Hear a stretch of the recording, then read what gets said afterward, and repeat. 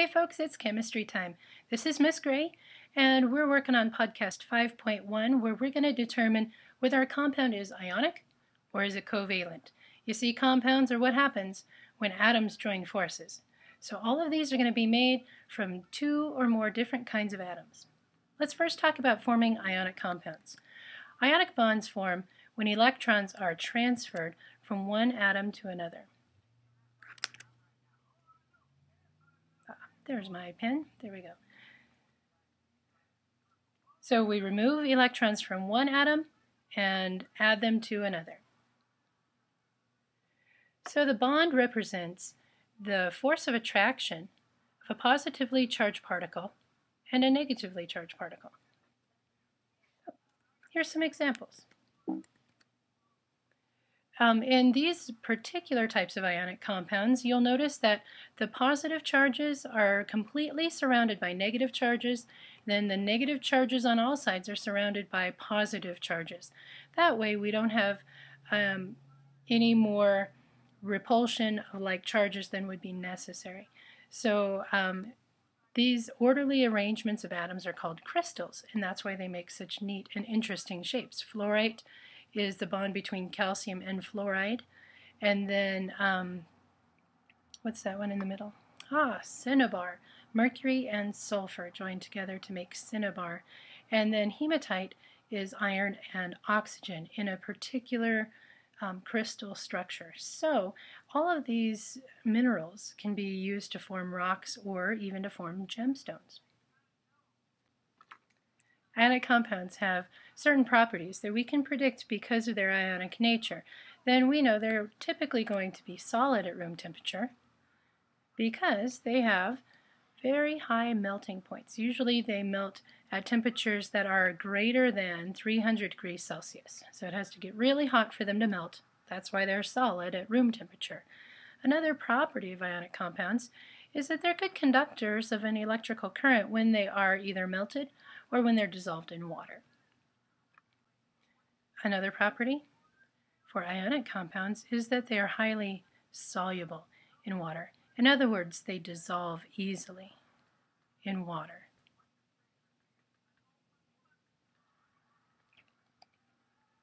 Ions then are typically arranged in a regular repeating pattern that minimizes repulsion and maximizes attraction. We call this the crystal structure of the ionic compound. Another feature of ionic compounds is that they're made of what's called a formula unit, where we could represent the ratio of one atom to another in its simplest form, and that's what's called a formula unit. So it's a ratio, in simplest terms, of one type of atom to the other. Let me show you why we do this. Let's go back and look at the crystal structure of these ionic compounds. If you'll notice in these crystal structures, there's not simply one calcium ion and one fluoride ion. There's many different ions in this arrangement. Oh, I don't even have calcium and fluorine. This one is cesium chloride. And so the ratio of cesiums to chlorines overall in the general structure is going to be 1 to 1.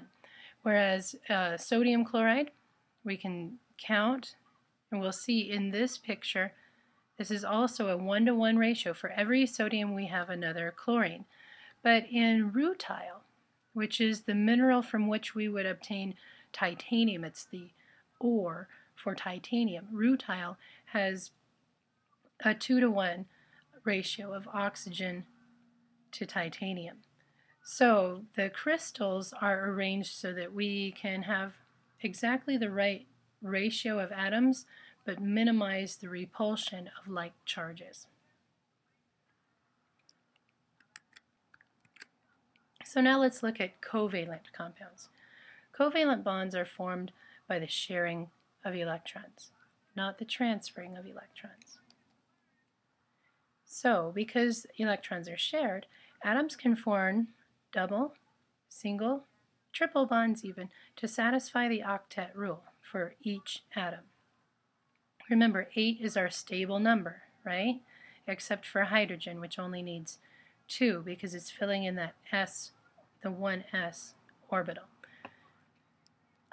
So however they arrange themselves in order to accomplish that, that's going to determine its molecular structure. So here's an example of water where we have a single bonded oxygen sharing electrons with hydrogen on either side. Ammonia is where nitrogen would share electrons with 3 hydrogens. And then methane is carbon with 4 hydrogens.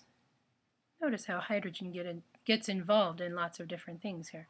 And then carbon dioxide, of course, is 1 carbon with double bonds to each oxygen in its molecular structure. Let's look at properties of covalent compounds. Unlike ionic compounds, which were solids at room temperature, covalent compounds can be solids, liquids, or gases. They tend to have lower melting points, which compared to ionic compounds means something less than 300 degrees Celsius, and they have lower boiling points as well. They're not always soluble in water. Think of things like oil and, paint thinner. They're not very soluble in water.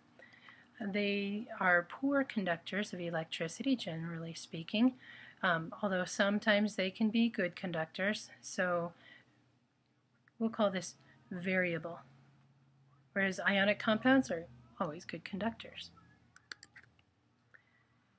Oh, that's it for covalent bond properties. All right then, we'll look at metallic bonding.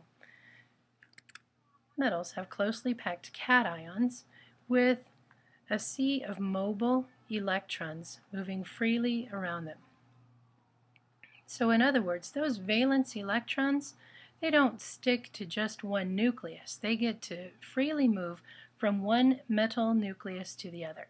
So metallic bonds form due to the attraction of those free-floating valence electrons for the positively charged metal ions that they've left behind. So that's metallic bonding. Here's a picture to show you some of the types of metallic bonds that could form. So chromium and gold, I've shown chromium has this sort of arrangement in its atoms where they closely pack all of the nuclei so that the electrons wouldn't have too far to move. Gold is the most dense of the metals, and so it's packed even more tightly together. And then zinc has this hexagonal type of structure. So it allows for tightly packed, positively charged cations. This gives metals their properties. Having the electrons free to move allows them to be excellent conductors of heat and electricity. They're also considered to be ductile, which means they can be drawn into wires. Another feature of metallic bonds is that metals are called malleable. They can be forced or hammered into different shapes without shattering. They crystallize in characteristic patterns, and they're often alloyed together to enhance the natural properties of individual metals to make their traits more desirable. For instance, if you've ever worn like gold jewelry, gold is too soft and it will bend and deform. So to make it stronger, they mix it together with zinc and with copper to make different values of gold, like 14 karat versus 24 karat. So how do we decide which one is which? If you're looking at a compound and you're not sure what it is, here's your clue. If you see a metal that's bonded to a nonmetal, then we know that is an ionic bond.